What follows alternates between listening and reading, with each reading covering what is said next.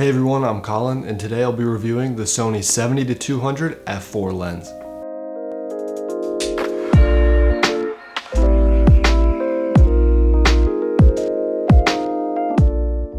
So I'm going to break this review down into 4 parts. I'll start out by giving some basic info about the lens.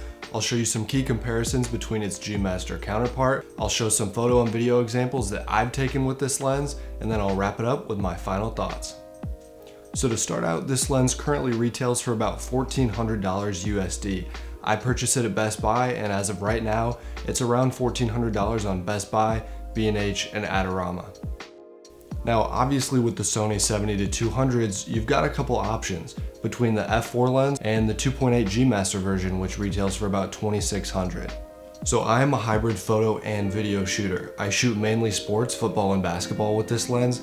I've used the G Master version a handful of times, and I've shot with this lens a handful of times, and I was pleasantly surprised by this lens every single time I used it. One of the main things, obviously, the G Master opens up all the way to a 2.8, with this opening up to an f4. But because of this lens is significantly lighter. This comes in at a weight of 1.85 pounds, and the G Master is 3.3 pounds.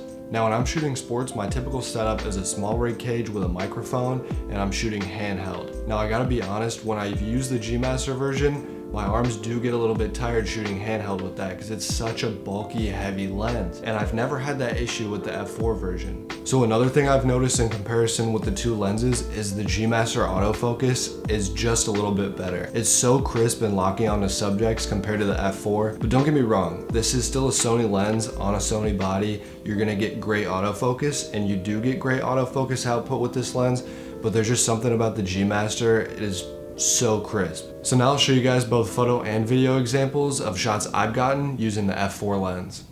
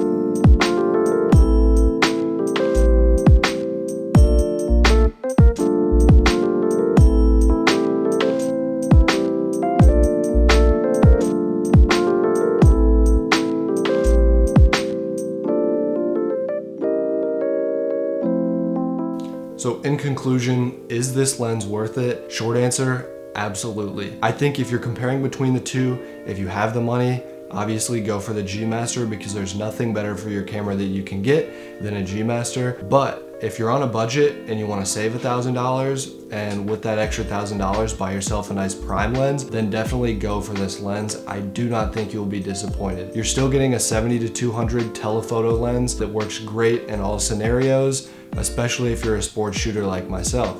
And another perk of this lens is the size. It's a lot smaller than the G Master version, and like I said, it's much lighter, which makes it so much easier to travel with. So if you're on the fence or looking into buying this lens, I hope this review helped. If you have any questions, drop them down in the comments.